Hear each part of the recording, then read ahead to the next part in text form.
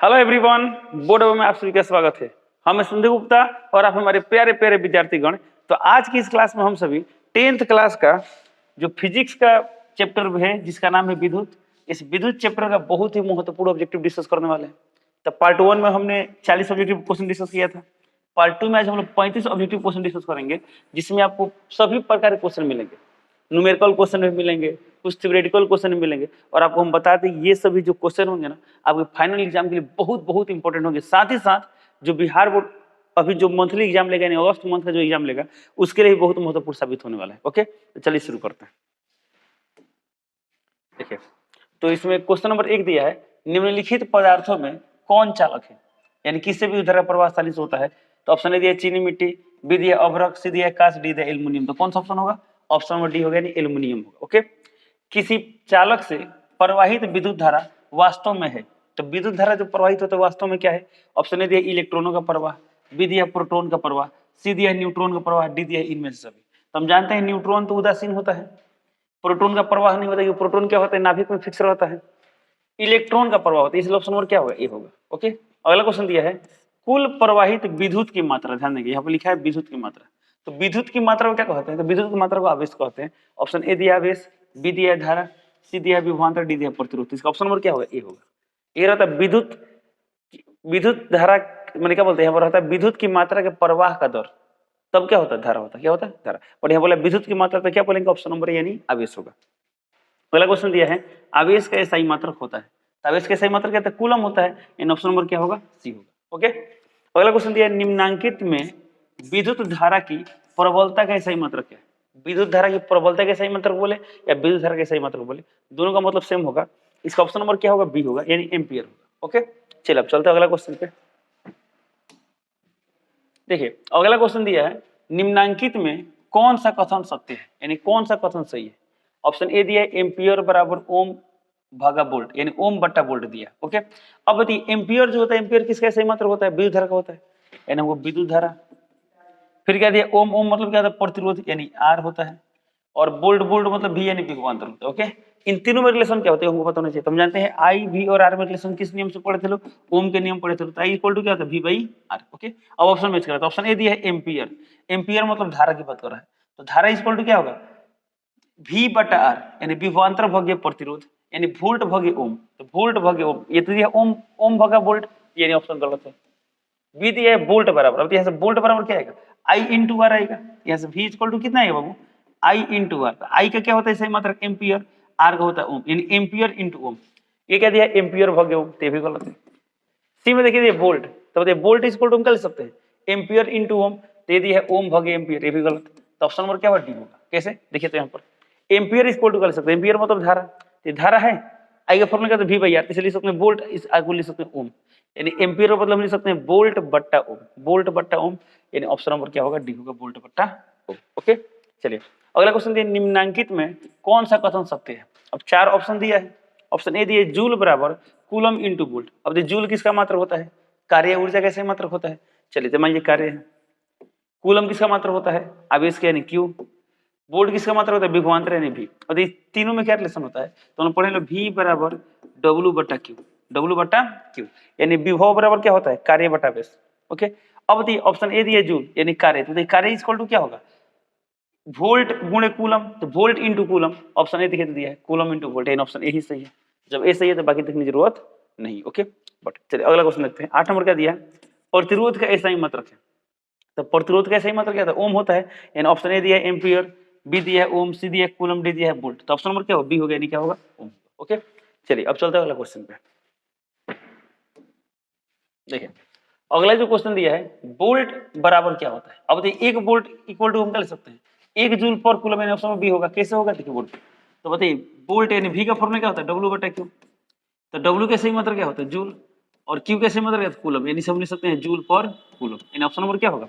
Option number B होगा। Okay, चलिए अगला सवाल दिया, आर प्रतिरोध वाले प्रतिरोधक के सिरों के बीच विभवांतर और प्रतिरोधक से प्रवाहित होने वाली धारा।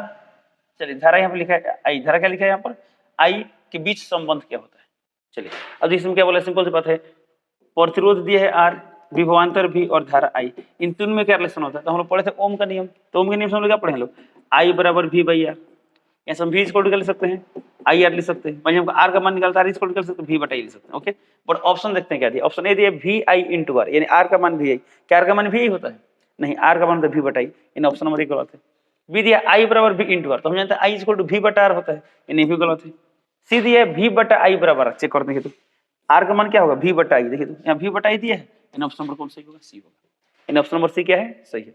चलते अगला क्वेश्चन पे, देखिए अगला क्वेश्चन दिया है विद्युत धारा की प्रबलता मापने के लिए निम्नलिखित में किस युक्ति का उपयोग किया जाता है, यानी विद्युत धारा को मापने के लिए किस युक्ति का उपयोग किया जाता है, तो हम जानते हैं एमीटर होता है, इन ऑप्शन नंबर क्या होगा, ए होगा। ओके, अगला क्वेश्चन विभवांतर को किस यंत्र से मापा जाता है, तो विभवांतर किस यंत्र से मापते हैं लोग, तो ऑप्शन ए दिया है वोल्टामीटर, ध्यान देंगे, ऑप्शन बी दिया है वोल्टमीटर, तो हम जानते हैं वोल्टमीटर होता है, दोनों में कंफ्यूज नहीं होना है, ठीक है, वोल्टामीटर अलग चीज है, वोल्टमीटर अलग चीज है, इसलिए ऑप्शन नंबर हम क्या टिक करेंगे, बी टिक करेंगे। ओके, अगला क्वेश्चन दिया एल लंबाई के तार का प्रतिरोध आर है, उसे मध्य बिंदु पर इस प्रकार मोड़ा गया है कि उसके दोनों आधे भाग परस्पर 90 डिग्री पर हो, उसका नया प्रतिरोध क्या, सवाल समझिए।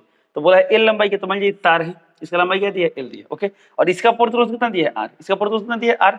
अब बोल रहा है कि इसके उसे मध्य बिंदु पर इस प्रकार मोड़ा गया, अब इसको मध्य बिंदु को हम क्या करें, मोड़ रहे हैं, इसको कुछ ऐसा मोड़ दिया, तार वही है, मोड़ दिया कितना डिग्री पर, तो ये कोण आ गया 90 डिग्री, कोण कितना गया 90 डिग्री, ठीक है। तो बोला इसका प्रतिरोध क्या होगा, ओके, तो हम जानते हैं कि इस तार का प्रतिरोध क्या होता है, तो तार का प्रतिरोध यानी आर का फॉर्मूला होता है रो एल बाई एल, यानी चालक का प्रतिरोध से डिपेंड करता है लंबाई पर, क्षेत्रफल और उसके मटेरियल पर। ओके, अब बताइए जो तार था क्या लंबाई इसमें चेंज हो रहा है, नहीं हो रहा है, किस इसका क्षेत्रफल चेंज हो रहा है, नहीं हो रहा है, किसका पदार्थ चेंज हो रहा है, नहीं हो रहा है, तो जब कुछ भी चेंज नहीं होता प्रतिरोध चेंज होगा, नहीं होगा, तो पहले प्रतिरोध था आर, तो अभी भी क्या रहेगा आर, क्योंकि इसका ना ही लंबाई चेंज हुआ, ना इसका अनुप्रस्थ का क्षेत्रफल चेंज हुआ।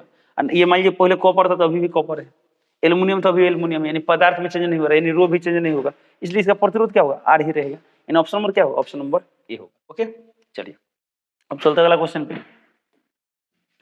देखिए क्वेश्चन नंबर 14 दिया है दो तार एक ही पदार्थ के बने हैं। ओके, अब ये दो अलग अलग तार है, एक ही पदार्थ के बने, अब एक ही पदार्थ के बनने का मतलब क्या हुआ, दोनों का प्रतिरोधकता सेम होगा। ओके, प्रथम तार की लंबाई दूसरे तार की लंबाई की दोगुनी है, तो एक काम करते हैं सवाल में जो दिया है उसे लिखते चलते हैं। देखिए इसमें दो तार का बात क्या है, एक को मान लेते हैं तार 1 और दूसरा को मान लेते हैं तार 2।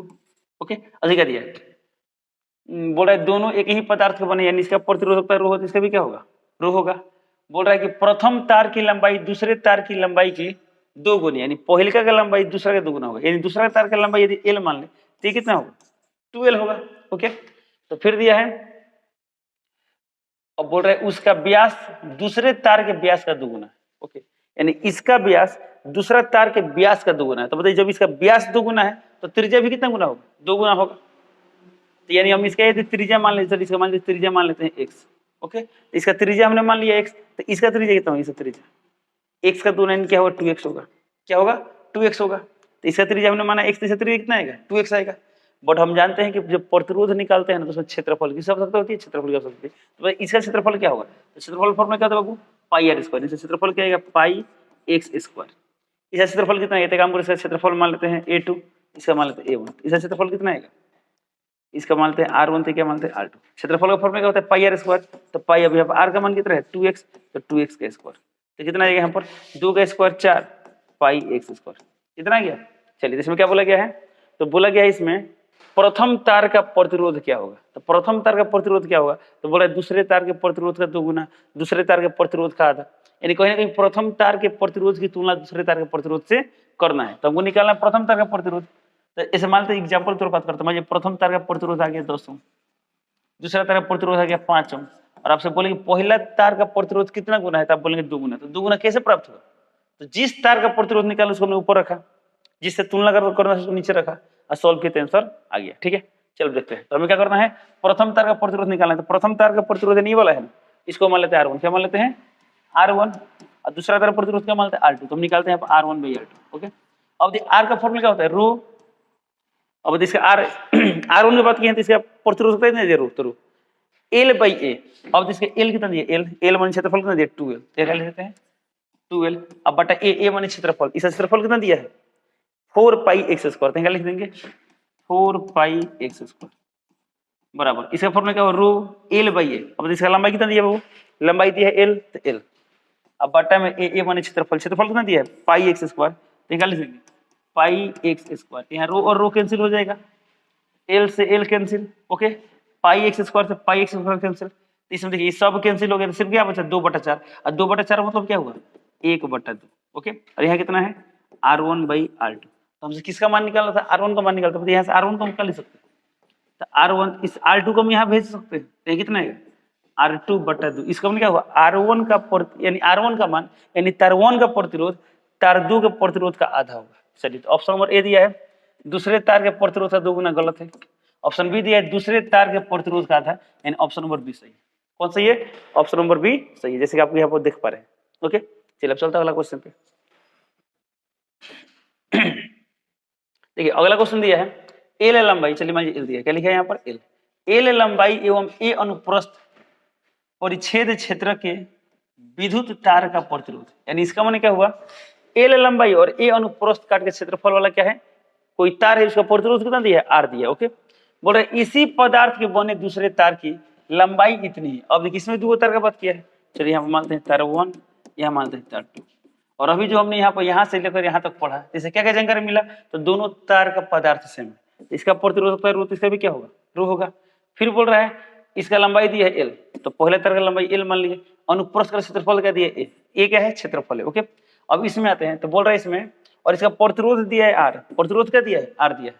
अब इसमें दिया है ना इसी पदार्थ के बने दूसरे तार की लंबाई इतनी है, अब दूसरा तार का भी लंबाई इतना ही है, अनुप्रस्थ काट का क्षेत्रफल जो हो कितना है 4a है, तो क्या बोला गया इसमें इसका प्रतिरोध निकालना, हमको इसका प्रतिरोध निकालना। अब ध्यान देंगे इसका प्रतिरोध दिया है आर, यानी सवाल में दिया गया है, ध्यान देंगे ये क्या है ये सवाल में दिया है, बट हम इसका प्रतिरोध निकालते हैं, प्रतिरोध हम मान लें आर डेस इक्वल टू व्हाट, तो कोई ना कोई आर डेस का आंसर आर के टर्म में आएगा। देखिए जैसे आप ऑप्शन देख पा रहे हैं, तो फिर कुछ नहीं करना वही काम करना है, दोनों में तुलना कर देंगे, ओके।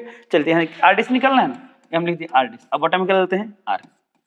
अब बताइए क्या लिखेंगे आर डेस निकालना है, तो ये डेटा यूज करेंगे, आर का फॉर्मूला क्या होता है रो एल बाई ए, तो रो यहाँ एल बने लंबाई, मतलब इसमें सिस्टम में लंबाई कितना दिया है एल एल, अब बटा में क्षेत्रफल, तो क्षेत्रफल कितना दिया है 4 है, तो लिख देंगे 4 है, ओके। अगला क्या निकालना है आर बराबर क्या होगा रो लंबाई बटा क्षेत्रफल, तो इसमें लंबाई कितना दिया है इसमें लंबाई, तो लंबाई दिया है एल और क्षेत्रफल दिया है ए, यहाँ लिख देंगे एल बटा ए। अब इसको सॉल्व कीजिए तो रो से रो कैंसिल, एल से एल कैंसिल, ए से ए कैंसिल, कितना गया 1/4, यानी यहाँ पे कितना गया आर डेस बटा आर का मान 1/4, हमको निकालना आर डेस का मान, तो आर डेस का मान कितना आ गया यहाँ पे आर मल्टीप्लाई होगा, यानी कितना आ गया r/4, ओके। तो आर डेस का मान आ गया r/4, यानी कौन सा ऑप्शन होगा ऑप्शन नंबर होगा बी, तो बी टिक कर देंगे, ओके। तो ये रहा क्वेश्चन नंबर 15 का सॉल्यूशन। अब चलते हैं क्वेश्चन नंबर 16 पे। देखिए क्वेश्चन नंबर 16 दिया है समांतर क्रम में जुड़े दो प्रतिरोधक। अब देखिए श्रेणी क्रम समांतर क्रम अलग है ना, तो श्रेणी क्रम समांतर क्रम से रिलेटेड बहुत सारे ऑब्जेक्टिव क्वेश्चन इसमें है, उसको प्रैक्टिस करना जरूरी है, और आपके एग्जाम में ऐसे सवाल आ सकता है, इसलिए ध्यान से देखेंगे। तो ये सभी क्वेश्चन बताने से पहले ना इसके पीछे जो भी थ्योरी है वो थ्योरी जरा समझाने ध्यान देंगे, ठीक है, उसके बाद से सवाल पाते हैं। चलिए तो हम बता दें आपको प्रतिरोधकों का संयोजन, जब हम बात करें प्रतिरोधकों का संयोजन, तो प्रतिरोधकों का संयोजन 3 टाइप का होता है, एक होता है श्रेणी क्रम संयोजन, एक होता है पार्श्व क्रम, जिसे हम लोग समांतर क्रम भी बोलते हैं, ओके। तो श्रेणी क्रम संयोजन, पार्श्व क्रम संयोजन, और एक होता है मिश्रित क्रम संयोजन। तो यदि आप श्रेणी क्रम संयोजन पार्श्व क्रम संयोजन बढ़िया से पढ़ लेते हैं तो मिश्रित क्रम पढ़ने की जरूरत नहीं पड़ती है, तो मिश्रित क्रम संयोजन का सवाल बनाने के लिए हमको ये दोनों आने चाहिए, ओके। चलिए हम समझा रहे हैं श्रेणी क्रम संयोजन और समांतर क्रम संयोजन, ओके। चलिए तो सबसे हम बात करते हैं श्रेणी क्रम संयोजन। तो किसकी संयोजन की बात करें भाई प्रतिरोधकों का संयोजन, ओके। तो प्रतिरोधकों का कौन सा संयोजन श्रेणी क्रम संयोजन। तो प्रतिरोधकों का श्रेणी क्रम संयोजन क्या होता है, तो 2 या 2 से अधिक प्रतिरोधकों का वैसा संयोजन जिसमें प्रत्येक प्रतिरोधक से प्रवाहित धारा का मान क्या होता है समान होता है, यानी आप ऐसे बोल सकते हैं ना प्रत्येक प्रतिरोधक से धारा के प्रवाह के लिए क्या होता है एक ही रास्ता होता है। देखिए मान लीजिए 2 लिए हैं, चल तीसरा लेते हैं, 3 4 5 कितना हम ले सकते हैं। अब देखिए जो तीनों प्रतिरोधक जुड़ा गया है किस क्रम में जुड़ा है श्रेणी क्रम में जुड़ा है। तो श्रेणी क्रम क्यों बोल रहे हैं, तो सिंपल उपाय है, मान लीजिए हमको चेक करना है कि श्रेणी क्रम में समांतर क्रम में, तो क्या उपाय है हमें धारा क्या प्रवाहित कराएंगे धारा। तो मान लीजिए अभी हम विद्युत धारा भेजेंगे तो क्या होगा, तो क्या इस धारा को जाने के लिए एक ही रास्ता है, तो यदि हाँ आंसर आता है एक ही रास्ता है तो बोल देंगे श्रेणी क्रम में, और यदि 1 से अधिक रास्ते आते हैं तो क्या बोलेंगे समांतर क्रम, ओके। तो फिलहाल इसमें देख रहे हैं तीनों प्रतिरोधक से धारा के प्रवाह के लिए मात्र एक रास्ता है, इसलिए किस संयोजन में श्रेणी क्रम संयोजन। मान लीजिए हम ऐसा कभी बोल दें, बताइए इसमें 3 प्रतिरोधक है किस क्रम में, तो ऐसा नहीं कि आप समांतर है तो समांतर बोल देंगे, नहीं, ये भी श्रेणी क्रम है। क्यों श्रेणी क्रम है? यदि यहाँ से धारा भेजे तो क्या होगा, धारा के जाने के लिए मात्र एक ही रास्ता है, तो ये किस क्रम है, श्रेणी क्रम संयोजन में। ओके, चलिए अब बात करते हैं, जब श्रेणी क्रम संयोजन में दिया है तो इसका प्रतिरोध दिया है R1, इस प्रतिरोधक का प्रतिरोध कितना है, R2 है, इस प्रतिरोधक का R3 है। ओके, तो क्वेश्चन है कि ये तीनों मिलकर कितना प्रतिरोध उत्पन्न करेंगे। तो किसी सिस्टम यानी किसी वैद्युत परिपथ में सभी प्रतिरोधक मिलकर जितना कुल प्रतिरोध उत्पन्न करते हैं ना, जितना कुल रुकावट डालते हैं, उसको हम लोग बोलते हैं समतुल्य प्रतिरोध। क्या बोलते हैं, समतुल्य प्रतिरोध। इस श्रेणी क्रम संयोजन में समतुल्य प्रतिरोध क्या होगा, तो समतुल्य प्रतिरोध, चलिए समतुल्य प्रतिरोध को मान लेते हैं R। एक काम करते हैं, श्रेणी क्रम के लिए क्या बोलते हैं, सीरीज कॉम्बिनेशन बोलते हैं, इसको मान लेते हैं RS। क्या मान लेते हैं, RS। ओके, तो समतुल्य प्रतिरोध यदि हमको RS का मान निकालना है तो क्या होगा, तो श्रेणी क्रम वाला एकदम आसान होता है। RS का फॉर्मूला क्या हो जाएगा, तो कुछ नहीं करना, सब जोड़ देना है। क्या लिखेंगे यहाँ पर, R1 plus R2 plus R3। Okay, तो जब भी दो या दो से अधिक प्रतिरोधक श्रेणी क्रम में जुड़े हों, समतुल्य प्रतिरोध निकालना है, कुछ नहीं करना, सबको जोड़ देंगे। सब क्या करेंगे, जोड़ देंगे। चलिए एक एग्जांपल लेते हैं। मान लीजिए पॉइंटेड एक प्रतिरोधक है, ये दूसरा प्रतिरोधक है, मान लीजिए दिया है 6 ओम, ये दिया है 3 ओम। ओके, चलिए एग्जांपल की बात करें, ये वाला एग्जांपल है। हाँ, उससे पहले 21 क्रम में है तो श्रेणी क्रम में समतुल्य प्रतिरोध क्या होगा, यानी RS का मान क्या होगा। तो यदि श्रेणी क्रम में है तो डायरेक्टली जोड़ते हैं, कुछ नहीं करना, जोड़ देना है। 6 प्लस 3, 6 3 कितना है, 9 ओम आ गया, 9। तो ये समतुल्य प्रतिरोध। इसका मतलब क्या हुआ, आप एक 6 ओम प्रतिरोध को और एक 3 ओम प्रतिरोध को श्रेणी क्रम में जोड़कर यूज करें, या सीधे एक 9 ओम का अकेले प्रतिरोधों को यूज करें, दोनों सिचुएशन में क्या होगा, सेम काम करेगा। ओके, चलिए अब हम बात करते हैं, तो हो गया श्रेणी क्रम। श्रेणी क्रम बेहद आसान होता है। क्या करना होता है, कुछ नहीं करना है, जितने भी प्रतिरोधक है सबके प्रतिरोध को जोड़ देंगे, आंसर आ जाएगा। अब हम बात करते हैं समांतर क्रम संयोजन। तो समांतर क्रम बोले, समांतर क्रम बोले या क्या बोले, पार्श्व क्रम बोले, दोनों का मतलब क्या हुआ, सेम हुआ। इसे इंग्लिश बोलते हैं पैरेलल कॉम्बिनेशन। तो इस कॉम्बिनेशन में क्या होता है, तो दो या दो से अधिक प्रतिरोधकों का वैसा संयोजन जिनमें प्रत्येक प्रतिरोधक से धारा के प्रवाह के लिए क्या होते हैं, अलग अलग रास्ते होते हैं। इसे बता दें इसमें, जैसे मान लीजिए हम साइकिल लेते हैं, चलिए पता इसमें कितना प्रतिरोधक लिए हैं, 3 लिए। कितना लिया है, 3। ये मान लेते हैं R1 दिया है, ये दिया है R2 और ये दिया है R3 दिया है। ओके, अब यहाँ से यदि हम विद्युत धारा भेजते क्या होगा, तो यहाँ से धारा के लिए एक इधर रास्ता है, एक इधर रास्ता है, एक इधर रास्ता है। तो धारा के प्रवाह के लिए एक ही दिशा है, एक ही रास्ता है, नहीं ना है, अलग अलग रास्ते हैं। तो किस क्रम में, श्रेणी क्रम में नहीं है। ओके, यानी पार्श्व क्रम है। तो जब ऐसा संयोजन दिखाई दे उसे बोलते हैं पार्श्व क्रम संयोजन। अब ये सब मिलकर इस परिपथ में कितना प्रतिरोध उत्पन्न करेंगे, उसे हम लोग बोलते हैं समतुल्य प्रतिरोध। इस सिस्टम का समतुल्य प्रतिरोध हम मान लेते हैं आरपी। क्या मान लेते हैं, आरपी, और हमें निकालना है आरपी का मान। तो कैसे निकालते हैं, ध्यान देंगे। तो क्या बोलते हैं, समांतर क्रम संयोजन में समतुल्य प्रतिरोध, चलिए हमने क्या मान लिया, आरपी मान लिया। क्या मान लिया, आरपी। हमें आरपी का मान निकालना है। तो समांतर क्रम संयोजन में समतुल्य प्रतिरोध का भी उत्क्रम, यानी इसका मतलब क्या हुआ, 1/RP, यानी आरपी का भी उत्क्रम क्या, 1/RP ना होगा। तो समतुल्य प्रतिरोध का भी उत्क्रम प्रत्येक अवयवी प्रतिरोध, अब इस परिपथ में कितने प्रतिरोध दिखाई दे रहे, 3, 1 2 3 दिखाई दे रहे हैं, 3। तो तीनों के व्युत्क्रमों का योगफल के बराबर है। फिर से बोलते हैं, समतुल्य प्रतिरोध के व्युत्क्रम का मान प्रत्येक प्रतिरोध के व्युत्क्रम के योगफल के बराबर होता है। तो इसका व्युत्क्रम क्या हो, 1/R1, इसका व्युत्क्रम क्या हो, 1/R2, इसका व्युत्क्रम क्या हो, 1/R3, और सबका योगफल यानी बोले प्लस। तो अब आते हैं मेन मुद्दे वाला बात करते हैं। बस अब डेली क्या करेंगे, ये फॉर्मूला आप क्या करेंगे, याद करेंगे। ठीक है, तो जब भी समांतर क्रम में आए और समतुल्य प्रतिरोध निकालना तब क्या करेंगे, 1/RP बराबर 1/R1 plus 1/R2 plus 1/R3।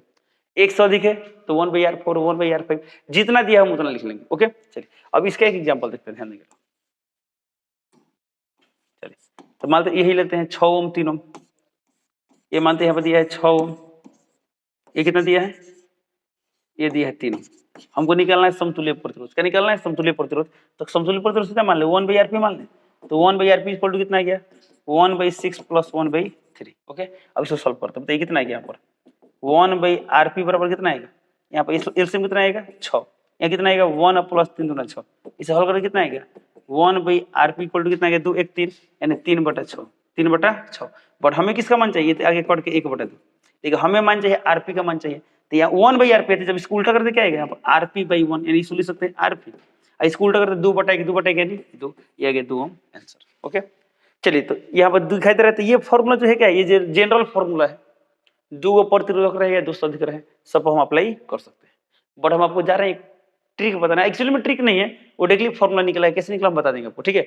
But जब भी दो को प्रतिरोधक आपको समांतर क्रम में दिखाई दे तब हम जो तरीका बता रहे हैं आप ऐसे बनाएंगे, ठीक है। तो इसका समतुल्य प्रतिरोध निकालना है ना, तो मैं लिख दिया आर, क्या लिख दिए आर। तो क्या करेंगे, दोनों का आगे मल्टीप्लाई करेंगे, तो क्या लिख दिए 6 × 3 कितना आएगा 18।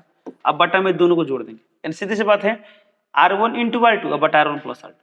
तो जब भी दो को प्रतिरोधक समांतर क्रम में रहे तो ऊपर मल्टीप्लाई करना है, अब बटा नीचे जोड़ना है। तो जोड़े तो 6 × 3 कितना आएगा 9, एक कट कितना आएगा 9 × 2 = 18, कितना आएगा 2। देखिए तो कैंसर सेम आ रहा है, देखिए तो आंसर सेम आ गया ना। तो फिर से आपको बता दें, जब भी दो को प्रतिरोधक समांतर क्रम में रहे समतुल्य प्रतिरोध निकालना है तो क्या करेंगे, दोनों को गुणा कर देंगे, अब बट्टा में दोनों को जोड़ देंगे, आंसर आ जाएगा, ठीक है। तो ये रहा कौन सा, अब फिर से ये ऐसा क्यों कर रहे हैं, चलिए इसको साबित करते हैं। तो मान लेते हैं एक R1 है और एक है R2 है, समांतर क्रम में है ना, तो ये फॉर्मूला बताया था 1/Rp = क्या होगा 1/R1 + 1/R2। अब इसको हल कीजिए, कितना है एलसीएम R1 R2 और यहाँ कितना है यहाँ पर R2 + R1। ये किसका मान आ रहा है 1/Rp का मान आ रहा है, बट हमें चाहिए Rp का मान, इसको उल्टा कर देते क्या आएगा यहाँ पर Rp, इसको उल्टा कर देते क्या आएगा R1 R2 बटा R1 + R2। तो क्या निष्कर्ष निकला, ऊपर मल्टीप्लाई किया नीचे क्या किया ऐड किया, नीचे जोड़ दिया, यानी ऊपर गुणा करना है नीचे जोड़ना है, ठीक है। तो इसी कॉन्सेप्ट हमने क्या बना लिया। तो जब भी दो प्रतिरोधक समांतर क्रम में आएगा तब ऐसे बनाएंगे, ठीक है। चलिए अब यहाँ पे एक बात नोटिस करेंगे, उससे बहुत सारे ऑब्जेक्टिव सॉल्व होते हैं, ठीक है। साथ साथ एक और चीज बताते हैं आपको, श्रेणी क्रम में जुड़े प्रतिरोधकों से प्रवाही धारा का मान क्या होता है, एक समान होता है। तो धारा एक समान है परंतु विभवांतर अलग अलग हो सकता है। तो यदि प्रत्येक प्रतिरोध का मान अलग अलग होगा तो विभवांतर अलग, प्रतिरोध सेम तो विभवांतर सेम, ओके। परंतु ये 100% है, प्रतिरोध सेम रहे या अलग अलग रहे, धारा तो एक समान प्रवाहित होगा, ठीक है। तो मान लीजिए बोले अलग, मान लीजिए 3 में, 2 में या 4 में, तो प्रतिरोध अलग अलग है ना, फिर भी धारा का मान एक समान होता है। इसे याद कर सकते हैं, श्रेणी क्रम में प्रवाहित विद्युत धारा का मान एक समान होता है परंतु विभवांतर क्या होता है अलग अलग होता है। बट समांतर क्रम में क्या होता है, विभवांतर का मान एक समान होता है। जैसे R1 के सिरे के बीच विभवांतर 5 वोल्ट है, तो R2 के सिरे के बीच कितना होगा 5 वोल्ट होगा, R3 के सिरे के बीच कितना होगा 5 वोल्ट होगा, परंतु धारा का मान क्या होगा अलग अलग होगा। इन सब में इस समझ से 5 एम्पीयर गया, इसमें 5 एम्पीयर कब जाएगा, जब दोनों का प्रतिरोध सेम होगा तब जाएगा, ठीक है। तो ये रहा लॉजिक। अब हम थोड़ा सा एक और चीज थोड़ा सा ध्यान देंगे लोग, इसमें आपको एक चीज दिखाई दे रहा होगा क्या, तो श्रेणी क्रम संयोजन का जो समतुल्य प्रतिरोध है कितना दिखे थे यहाँ पर 9 ओम है, यहाँ था 6 और यहाँ पर था 3, यहाँ पर कितना है 9 ओम है। तो यहाँ पर क्या आप नोटिस कर पा रहे होंगे लोग, तो आप नोटिस कर पा रहे होंगे लोग कि जो समतुल्य प्रतिरोध है ना, ये अवययी प्रतिरोध से अधिक है, 6 ओम से भी अधिक है और 3 ओम से भी अधिक है। तो इसका मतलब क्या है, श्रेणी क्रम संयोजन में जो समतुल्य प्रतिरोध आता है ना, प्रत्येक प्रतिरोध से अधिक होता है, ओके। अब हम तो समांतर क्रम में देखें, तो यहाँ पर कितना था 6 ओम, यहाँ कितना था 3 ओम और यहाँ पर कितना है 2 ओम है। तो जो 2 ओम आया है देखिए तो 6 से अधिक है नहीं कम है, 3 से अधिक है नहीं कम है।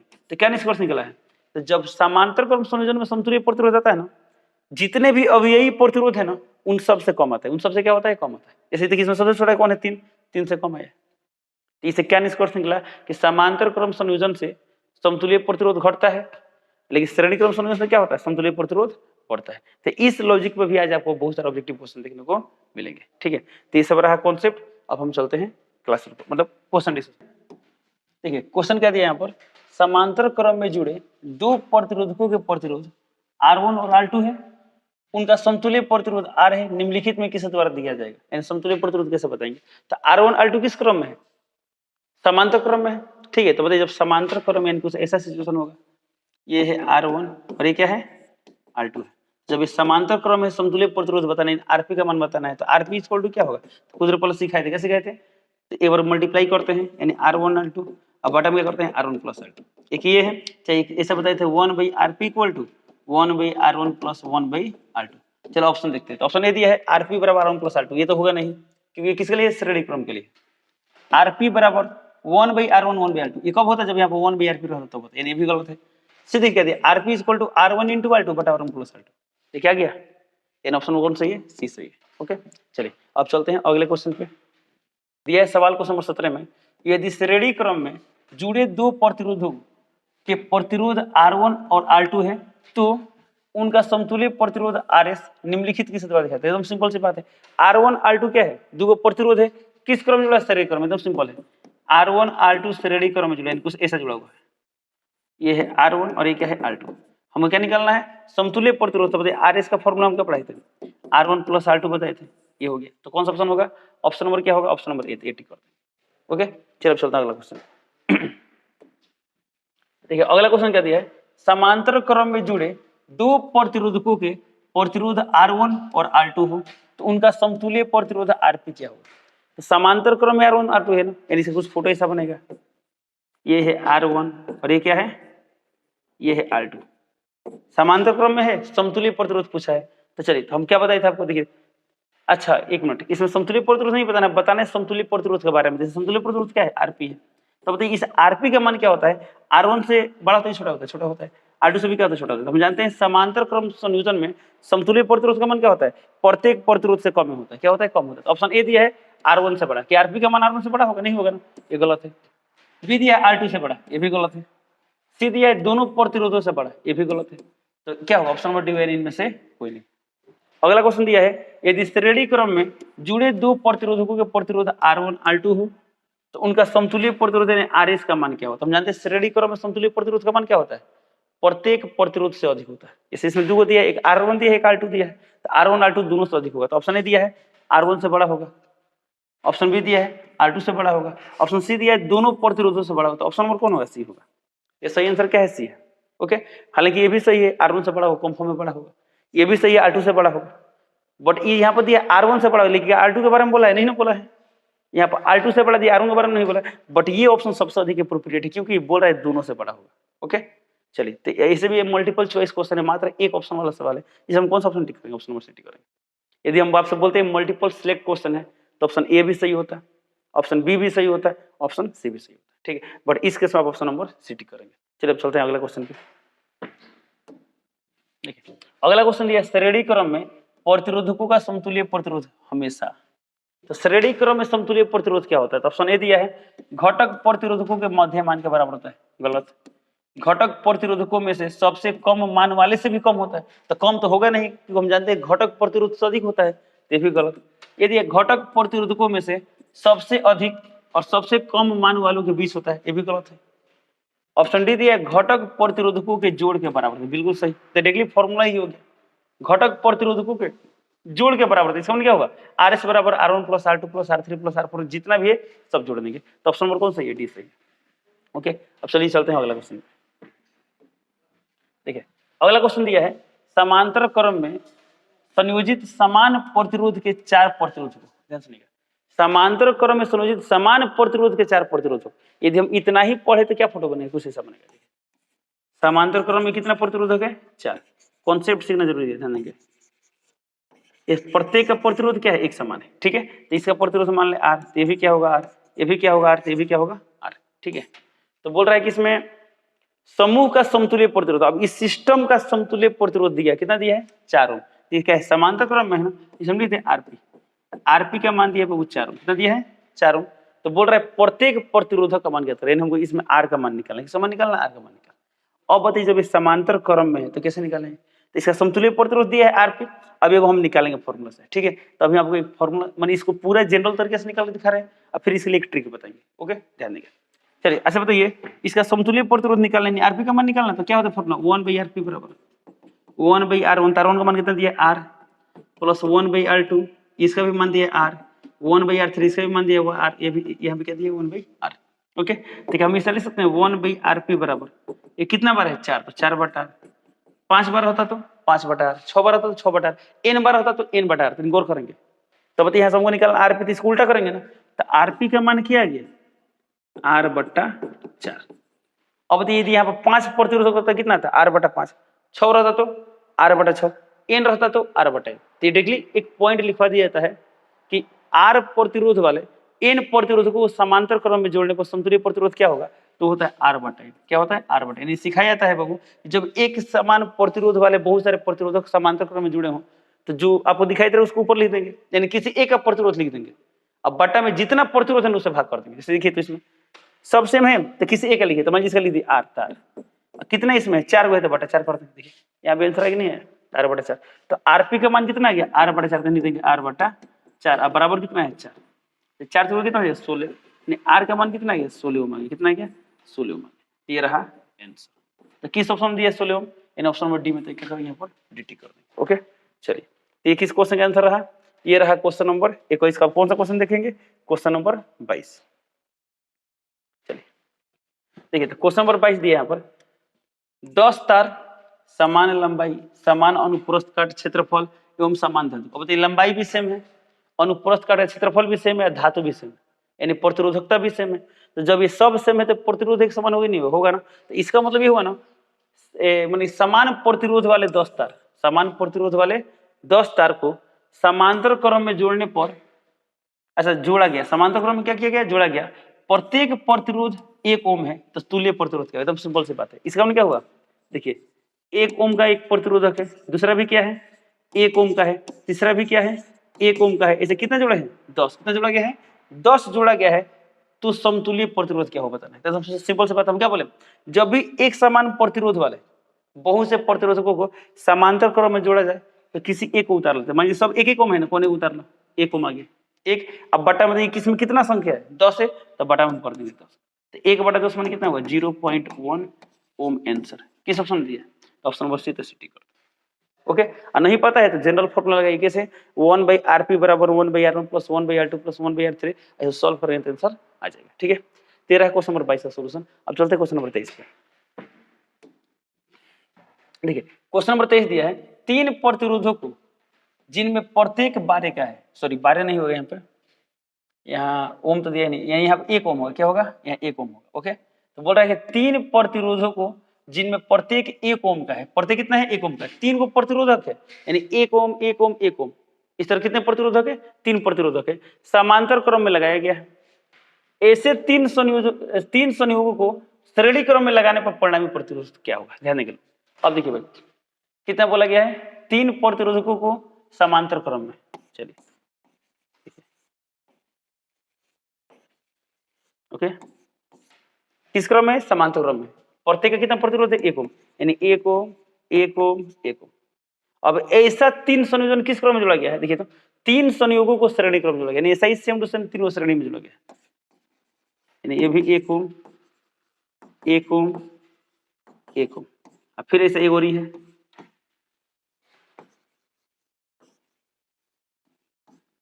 1 ओम 1 ओम 1 ओम। ठीक है, तो क्या बोला गया है श्रेणी क्रम लगाने पर परिणामी प्रतिरोध क्या होगा, यानी इस पूरा सिस्टम का प्रतिरोध क्या होगा। ठीक है, हालांकि हम आपको दिखाने के लिए इसे बनाए, कोई जरूरत नहीं आप इसे बनाए, अब इसका निकाल लेते हैं, हिसाब किताब कर लेते हैं, ये संख्या तीनों जोड़ देते हैं। ठीक है, अब बताइए इसका समतुल्य प्रतिरोध क्या होगा, तो 1 ओम 1 ओम 1 ओम सब श्रेणी समांतर क्रम में है, तो समांतर क्रम का समतुल्य प्रतिरोध क्या हो, जब सब सेम रहे तो एक उतार लेते हैं। अब बटा में को तीनों सेम है तो बटा में 3 कर देंगे, 3 क्या 3 वो है, इसका भी कितना आएगा 1/3 ओम, इसका भी कितना आएगा 1/3 ओम आएगा। तो इसका मतलब क्या होगा 1/3 1/3 1/3 किस क्रम में है, श्रेणी क्रम में, इसको हम ऐसा ले सकते हैं 1 2 3, ये तीनों मिलकर अकेले कितना काम करेगा 1/3 ओम का काम करेगा। ये भी कितना आएगा 1/3 ओम, ये भी कितना आएगा 1/3।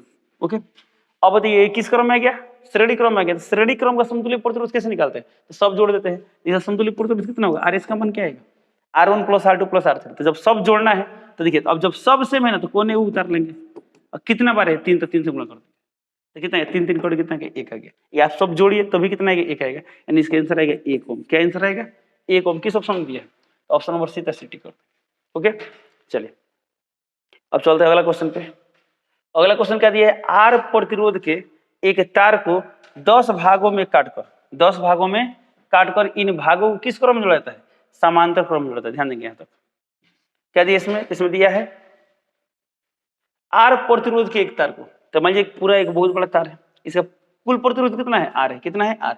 अब इसको बताइए 10 भाग में से बांट दे, क्या करें 10 भाग में बांट दे, तो एक छोटा सा भाग का प्रतिरोध कितना हो, तो अब बताइए 10 भाग श्रेणी क्रम में है तभी ना प्रतिरोध आ रहा है, तो एक भाग का प्रतिरोध कितना आएगा R/200, ये भी कितना है R/200।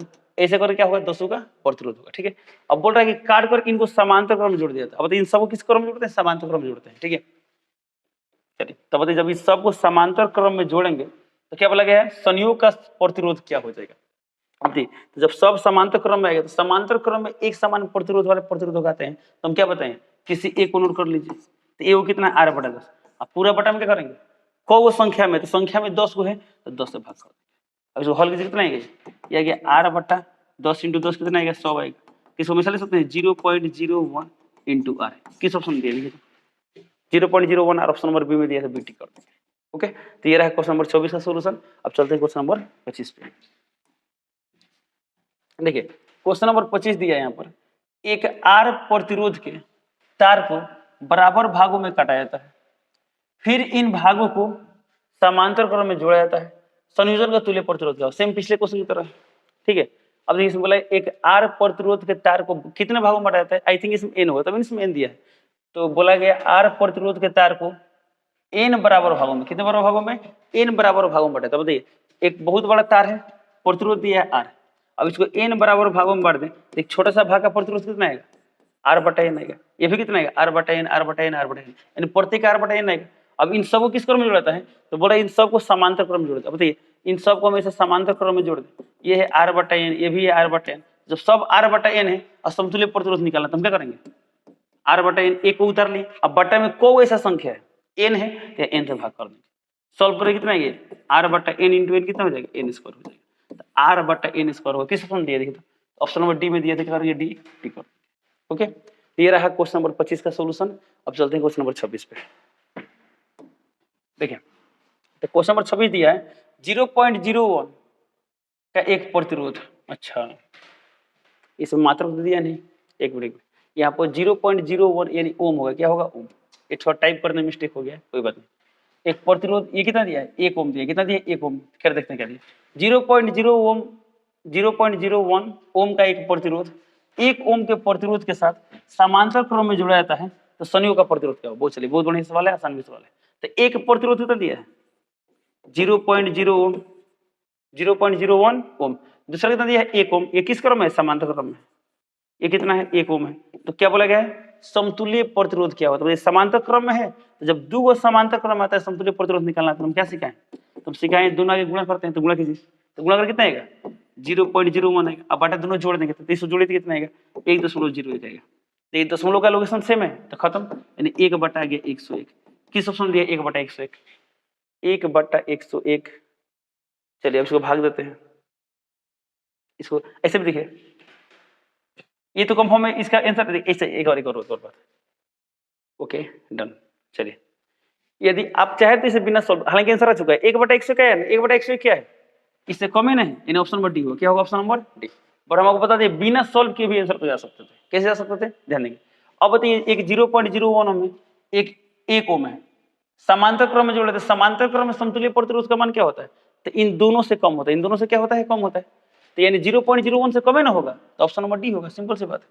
देखिए तो यहाँ पर 1000 ओम कभी नहीं हो सकता, क्या बड़ा हो गया, 10 ओम नहीं होगा, 1 ओम इसके बराबर, क्या कभी बराबर होता है, नहीं होता है, ऑप्शन नंबर डी होगा, क्या होगा ऑप्शन नंबर डी। इसे हम ऐसे समझ सकते हैं, मान लीजिए बोले एक 6 ओम प्रतिरोध का प्रतिरोधक है, एक 4 ओम प्रतिरोध का प्रतिरोधक है, समांतर क्रम में जो समतुल्य प्रतिरोध कितना है, तो समतुल्य प्रतिरोध दोनों से कम होता है, तो जब सभी से कम होता है सबसे छोटा वाला देखिए, सबसे छोटा वाला कौन है 4 है, यानी 4 से पक्का कम होगा, तो 4 से कम होता है। इसी तरह इसमें देखिए एक 0.01 है, यहाँ पर 1 ओम है, तो किससे कम होगा, तो छोटा वाला कौन है 0.01 है, यानी इससे कम होगा, यानी ऑप्शन नंबर क्या होगा डी होगा। ओके, तो बिना सॉल्व किए भी बता सकते थे कि ऑप्शन नंबर डी होगा, ठीक है। तो हालांकि परीक्षा में जब भी कोई सवाल आता है क्या करते हैं, ध्यान से पढ़ते हैं, पूरा ऑप्शन देखते हैं तब ना सॉल्व करते हैं। तो बहुत बार क्वेश्चन में क्या होता है, ऑप्शन देख के आइडिया लग जाता है कि इस क्वेश्चन में क्या करना है, ठीक है। अगला सवाल देखिए, इसमें 2 तांबे के तार समान लंबाई के, अब 2 तांबे के तार है, दोनों का लंबाई सेम, ओके। पहला दूसरे तार से 2 गुना मोटा है, दोनों तारों के प्रतिरोधों का अनुपात क्या है, यानी प्रतिरोधों का अनुपात निकालना। फिर से अब इसमें 2 तार का बात किया है, ये मान लीजिए तार 1 है, ये क्या है बाबू तार 2, ओके।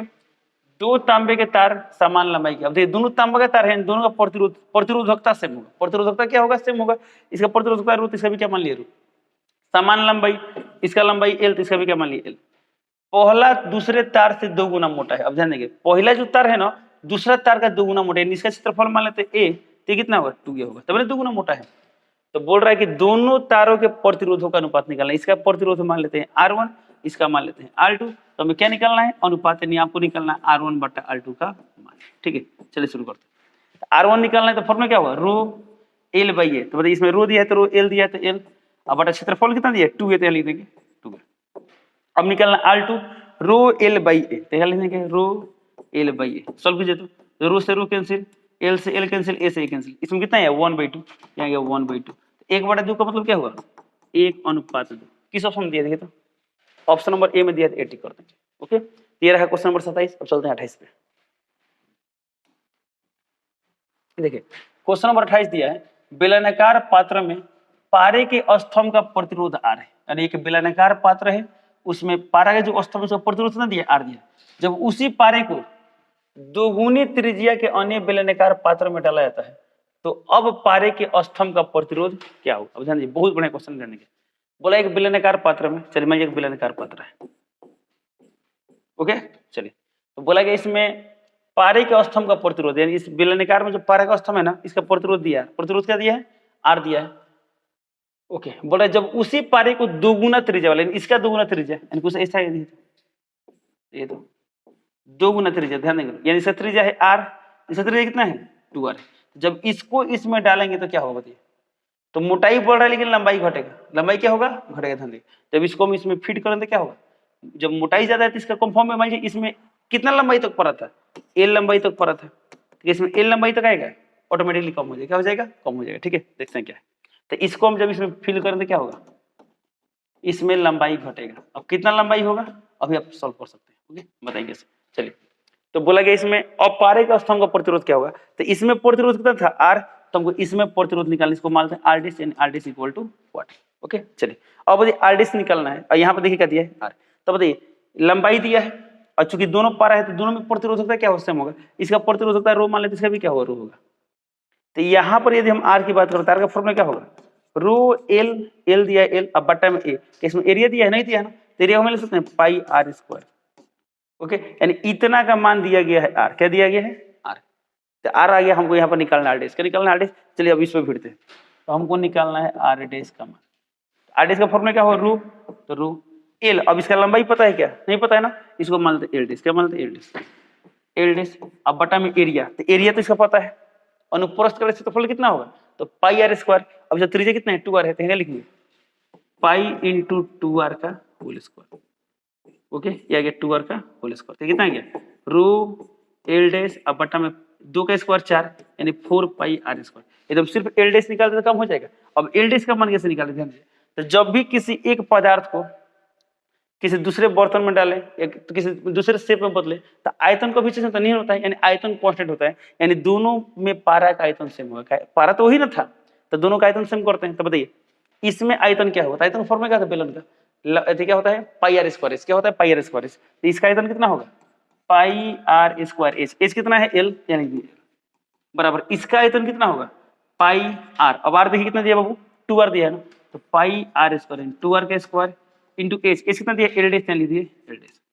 अब इसी को सॉल्व करके एल डैश निकालें, कितना लिखे पाई से पाई कैंसिल, यहाँ कितना आ गया आर स्क्वायर एल बराबर यहाँ कितना है 2 का square 4 R square L dash, यहाँ कितना आएगा आर स्क्वायर से R square cancel, L dash का मान कितना आ गया एल बटा 4, देखिए एल डैश का मान कितना आ गया बाबू एल बटा 4, तो जहाँ एल डैश में क्या लिख देंगे एल बटा 4, तो क्या हो जाएगा रो एल, अब बटा में आएगा 4, पहले से कितना है 4 पाई आर स्क्वायर, यहाँ इंटू में आ जाएगा 4, ये 4 कहाँ से आया एल डैश का मान आ गया एल बटा 4। अब इसको सॉल्व करना, अब देखिए यहाँ पर rho L by pi R square, इस पूरा का मान दिया है आर, तो क्या हम आर रख सकते हैं, देखिए किसके बदले rho L pi R square बटा में पाई आर स्क्वायर, इन चारों को बदले हम क्या लिख सकते हैं आर, क्या लिख सकते हैं आर, तो यानी कितना आ गया आर, अब बटा में कितना गया 4 × 16, यानी बटा में कितना गया 16, यानी कितना गया यहाँ पर आर बटा 16, क्या गया आर बटा 16, किस ऑप्शन दिया देखिए, तो ऑप्शन नंबर डी, डी कर देंगे, ये रहा इसका कंप्लीट सॉल्यूशन। बट इसका एक आसान तरीका भी है, आसान तरीका क्या है वो भी आपको बताते हैं। चलिए अच्छा, तो जैसे आप सवाल पढ़ेंगे, यदि किसी तार का लंबाई खींच कर 2 गुना कर दें तो प्रतिरोध कितना हो जाएगा 4 गुना, कितना हो जाएगा 4 गुना, 2 का स्क्वायर होता है ना, यदि सिर्फ आपको लंबाई में परिवर्तन पता है ना, तब क्या कर सकते हैं प्रतिरोध निकाल सकते हैं, कब जब उसी पदार्थ के उतना ही मटेरियल से लंबाई अगर चेंज करे तो क्या कर सकते हैं आप निकाल सकते हैं, कैसे, जब ये कॉन्सेप्ट पता होगा, यदि किसी पदार्थ की लंबाई 2 गुना करे तो प्रतिरोध कितना होगा 2 का स्क्वायर 4 गुना होता है, कैसे वो भी देख लीजिए। आपने फॉर्मूला पढ़ेंगे आर बराबर क्या होता है रो एल बाई ए, तो हम जानते हैं यदि पदार्थ सेम है मटेरियल सेम है उसका लंबाई चेंज करो तो ऑटोमेटिकली ए चेंज होगा, क्या होगा ए चेंज हो जाएगा। मान लीजिए एक तार है, इसका लंबाई बढ़ाएं खींच कर, तो जब लंबाई बढ़ा रहे तो क्या हो रहा है उसका क्षेत्रफल घटेगा, क्षेत्रफल कम होगा, तो लंबाई बदलने से क्षेत्रफल प्रभावित हो रहा है।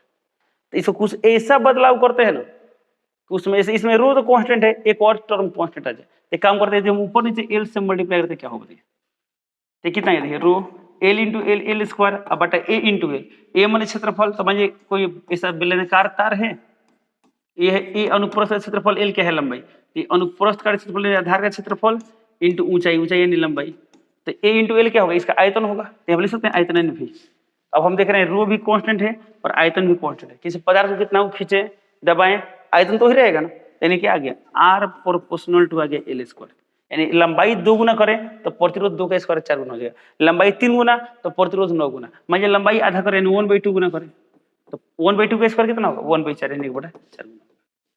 तो इसे क्या समझ में आया, एकदम वो सिर्फ लंबाई में परिवर्तन पता है ना तो हम प्रतिरोध में परिवर्तन ज्ञात कर सकते हैं। चलिए अब इस सवाल को ट्राई करते हैं इस कॉन्सेप्ट से। देखिए इस सवाल में क्या बोला गया है, पारे के स्तंभ का प्रतिरोध आर दिया है। ओके, मान लीजिए बेलनाकार पात्र है, अब इसमें लंबाई कुछ दिया है, मानते हैं एल, कितना दिया है एल, त्रिज्या कितना दिया है, त्रिज्या इसे दिया है, मानते हैं इसे प्रतिरोध दिया आर, क्या दिया है आर, इसे बोला गया उसी पारे को 2 गुना त्रिज्या वाले, इसे त्रिज्या मान लेते हैं आर।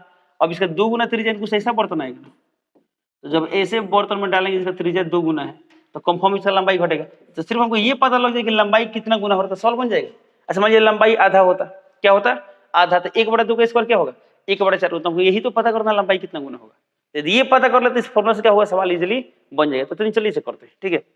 अब बताइए ये कंफर्म यहाँ पर लंबाई घटेगा, तो यहाँ पर सिर्फ हमको ये चेक करना है इसका जो लंबाई होगा ये कितना गुना हो जाएगा, एल डैश कितना गुना हो जाएगा, तो दोनों का आयतन बराबर कर दें, आयतन तो बराबर होगा, तो चलिए आयतन बराबर करते हैं। या एक और टेक्निक हो सकता है क्षेत्रफल में परिवर्तन जाकर, बट वो लेंदी होगा, आसानी ये करते हैं।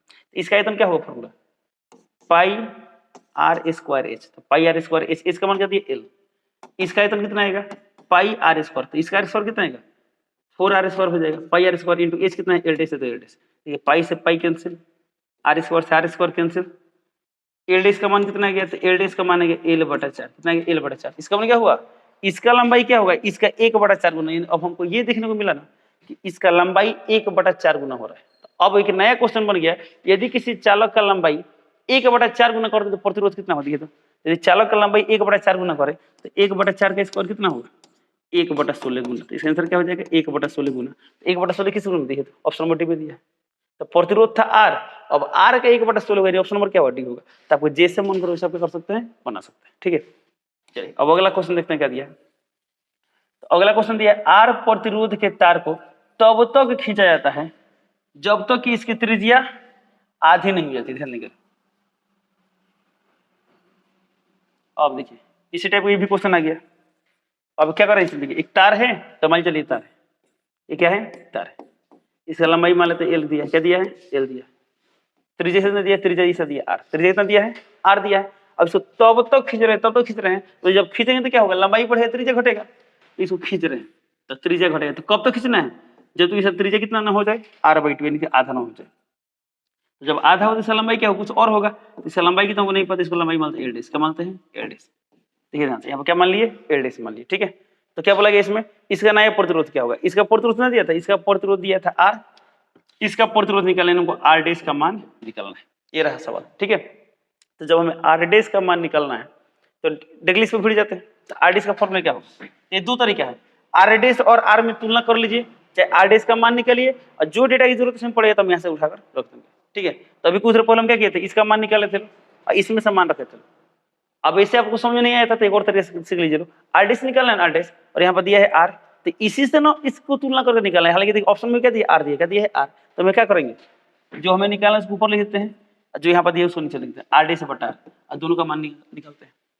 अब देखिए इसका मान कितना आएगा, इसका मान कितना आएगा, तो आर डैश का फॉर्मूला क्या होगा रो एल बाई आर, तो इसमें एल का मान कितना दीजिएगा, तो इसका एल कितना है एल डैश निकाल लीजिए, एल डैश अब बटा में ए यानी क्षेत्रफल, त्रिज्या कितना है r/2, तो क्षेत्रफल क्या होगा पाई आर स्क्वायर यानी r/2 का स्क्वायर, r/2 का स्क्वायर, अब बटा में से क्या होगा रो, लंबाई है l, अब बटा में ए यानी क्या होगा पाई आर स्क्वायर, लिख देते हैं पाई आर स्क्वायर, क्योंकि एरिया तो दिया नहीं है, तो एरिया का फॉर्मूला क्या होगा, क्षेत्रफल का फॉर्मूला क्या होगा पाई आर स्क्वायर, लिख दिए पाई आर स्क्वायर, ओके। दोनों में रो सेम क्यों लिए हैं, क्योंकि पदार्थ तो वही ना है, जब पदार्थ सेम है तो प्रतिरोध का भी क्या होगा सेम होगा, जैसे भी रो क्या हो गया कैंसिल हो गया, पाई पाई क्या होगा कैंसिल होगा, और कोई कैंसिल नहीं होगा, इसको सॉल्व करते हैं। तो किसका मान हम यहाँ पर निकाल रहे हैं आर डैश बट्टा आर का मान, देखिए तो ऊपर कितना है ऊपर एल डैश बट्टा r/2 कॉल देते हैं, यहाँ क्या आएगा आर स्क्वायर बटा 2 का स्क्वायर 4 इंटू, और जो बटा जगह ऊपर आएगा यानी आर स्क्वायर बटा क्या आ गया एल आ गया, तो आर स्क्वायर कैंसिल, ये 4 ऊपर आएगा 4, तो ऊपर कितना आ गया